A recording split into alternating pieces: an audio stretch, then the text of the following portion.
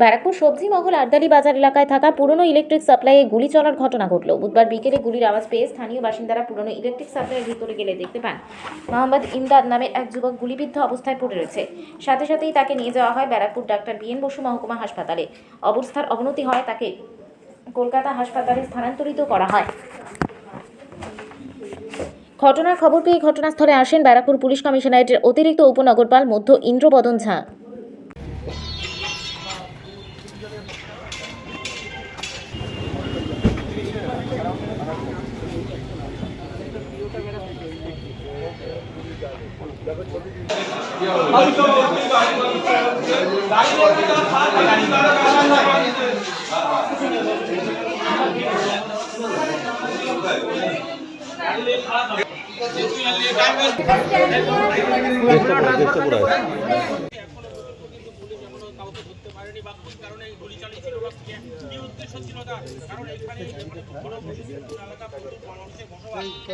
এই তো দিচ্ছে।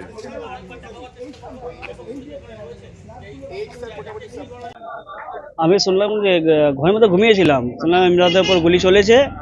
ঠিক আছে, তো দৌড়ে ছুটে হসপিটালে গেছি, তো ওখান থেকে ট্রান্সফার হয়ে গেছে দিনেতে। হঠাৎ করে শুনলাম ওটাই, সেটা আমি বলতে পারছি না। বাড়ি তো এখানেই আছে। এমনি কি করে সেটা আমি জানি না।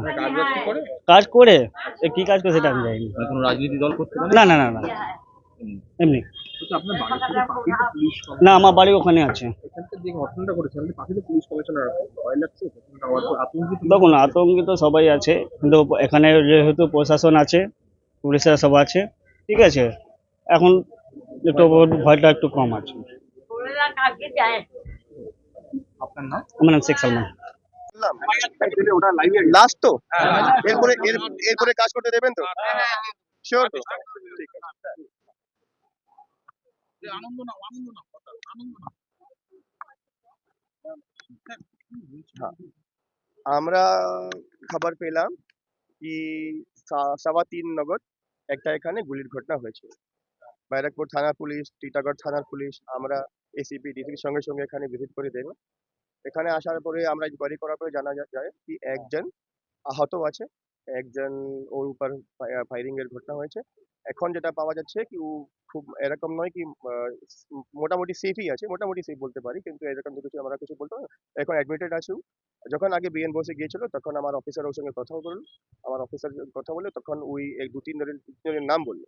এরা ছিল, এরা আমার সঙ্গে ছিল, এরাই এরকম ঘটনা করে দিয়েছে। ওরা এখন পালিয়ে আছে, আমরা প্রাণ চেষ্টা করছি ওদেরকে ধরার জন্য। রাইট অ্যাবডোমেন, ডান দিকে চেস্টের তলায়, ডান দিকে রাইট অ্যাবডোমেনে। এখন বোধহয় স্টেবলই আছে।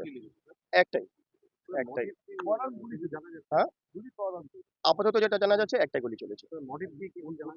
মোটিভ তেমন এখন জানা যায়নি, কিন্তু যেটা আমরা এখন পাচ্ছি এটা পার্সোনাল গ্রাজ হতে পারে। ওদের ওদের মধ্যে কোনো ডিসপিউট, নিজের পার্সোনাল গ্রাজ হতে পারে।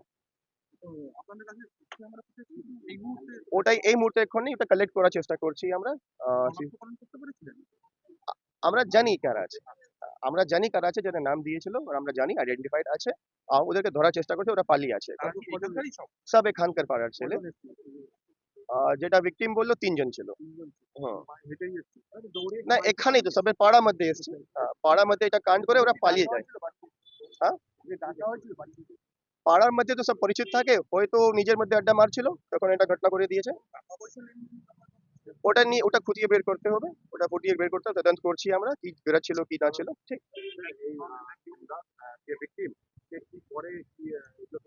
ইমদাদ ওর বয়স হচ্ছে প্রায় 27 ইয়ার্স, 27 বয়স। ও তেমন কোনো পার্মানেন্ট চাকরিতে ছিল না, টুকটাক কাজ যেমন থাকে, যেরকম এমব্রয়ডারি কাজ কিংবা পেন্টিং এর কাজ, এরকম কাজ করতো।